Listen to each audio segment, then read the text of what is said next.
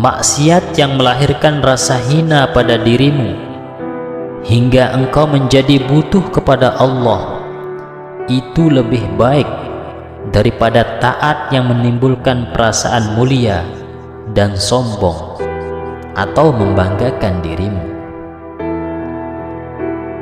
Pada setiap tarikan napas terdapat takdir Allah yang berlaku atas dirimu.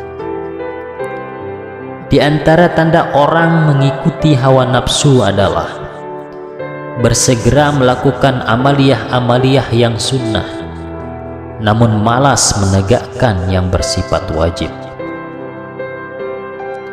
Harapan adalah yang diikuti dengan tindakan. Jika tidak, maka itu hanyalah angan. Salah satu tanda seseorang hanya bergantung pada amal, bukan rahmat Allah, adalah berkurangnya harap kepada Allah saat berbuat kesalahan. Tatkala berkurang apa yang membuatmu senang, maka berkuranglah pula apa yang kau sedihkan. Bila mana Allah menggerakkan lidahmu untuk meminta, maka ketahuilah bahwa Allah ingin memberi. Tak ada yang sulit jika engkau mencarinya melalui Tuhanmu. Tak ada yang mudah jika engkau mencarinya melalui dirimu sendiri. Engkau merdeka dari apa yang tak kau inginkan. Engkau budak dari apa yang kau serakahi. Kadang umur berlangsung panjang, namun manfaat kurang. Kadang pula umur berlangsung pendek, namun manfaat berlimpah. Sebodoh-bodoh manusia adalah orang yang meninggalkan keyakinannya karena mengikuti sangkaan orang-orang. Jangan sampai tertundanya karunia Tuhan kepadamu setelah kau mengulang-ulang doamu membuatmu putus asa, karena Dia menjamin pengabulan doa sesuai pilihannya, bukan sesuai pilihanmu, pada waktu yang diinginkannya, bukan pada waktu yang kau inginkan. Engkau lebih membutuhkan belas kasih-Nya ketika taat daripada ketika bermaksiat. Barang siapa yang tidak mengetahui nilai sebuah kenikmatan ketika ada, maka ia akan mengetahuinya ketika sudah tidak ada. Sebaik-baik waktumu adalah saat engkau menyadari kekuranganmu dan engkau pun kembali mengakui kerendahanmu. Salat adalah pembersih hati dari kotoran dosa dan pembuka pintu kegaiban. Siapa yang merasa dirinya tawaduk, berarti ia sombong. Karena tawaduk tidak muncul dari orang yang merasa mulia. Maka dari itu, ketika kau merasa mulia, berarti kau telah sombong. Jika engkau melihat seseorang selalu menjawab segala apa yang ditanyakan kepadanya, mengungkapkan segala apa yang disaksikannya, dan menyebut segala apa yang diketahuinya, maka ketahuilah bahwa itu tanda-tanda kejahilan pada dirinya. Tanamlah dirimu dalam tanah kerendahan, sebab segala sesuatu yang tidak ditanam, maka hasilnya tidak akan sempurna. Seseorang tidak disebut mencintai kalau masih meminta sesuatu dari yang dicintai. Namun orang-orang yang betul-betul mencintai ialah orang yang mau berkorban untukmu.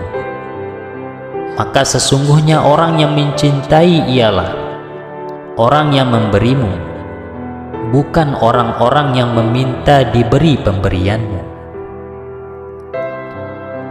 Keinginanmu agar orang lain mengetahui keistimewaanmu adalah bukti ketidakjujuranmu dalam menghambakan diri kepada Allah Subhanahu wa Ta'ala. Siapa yang tidak mendekat kepada Allah padahal sudah dihadiahi berbagai kenikmatan, maka akan diseret agar mendekat kepadanya dengan rantai cobaan. Di antara tanda matinya hati adalah tidak adanya perasaan sedih atas ketaatan yang kau lewatkan, dan tidak adanya perasaan menyesal atas kesalahan yang kau lakukan. Lipatan hakiki adalah kau melipat jarak dunia sehingga kau melihat akhirat lebih dekat ketimbang dirimu sendiri. Di antara tanda-tanda orang yang senantiasa bersandar kepada amal-amalnya adalah kurangnya ar-raja atau rasa harap kepada rahmat Allah Subhanahu wa Ta'ala di sisi alam yang fana. Apabila Allah telah membuatmu jemu dengan makhluk, maka ketahuilah bahwa Dia hendak membukakan pintu kemesraan dengannya. Jangan kau temani atau kau jadikan guru orang-orang yang perilakunya tidak membangkitkan kamu kepada Tuhan dan kata-katanya tidak menunjukkan kamu kepada Tuhan. Kau harus tetap menghadiri majelis ilmu meskipun masih melakukan maksiat. Jika hari ini tidak mendapatkan manfaat, mungkin esok kau akan mendapatkannya. Ketahuilah, satu kali duduk di majelis seorang ulama yang tulus dapat membuatmu berubah dari sosok pelaku maksiat menjadi hamba yang taat dan takut kepada Allah. Persahabatanmu dengan orang awam yang tidak merestui hawa nafsunya lebih baik dibandingkan dengan persahabatan dengan pemuka agama yang merestui nafsunya. Istirahatkanlah dirimu atau pikiranmu dari kesibukan mengatur kebutuhan duniamu, sebab apa yang sudah dijamin diselesaikan oleh selain kamu, tidak usah engkau sibuk memikirkannya. Kau tunduk kepada alam selama belum melihat penciptanya. Jika kau telah menyaksikannya, maka alam akan tunduk kepadamu.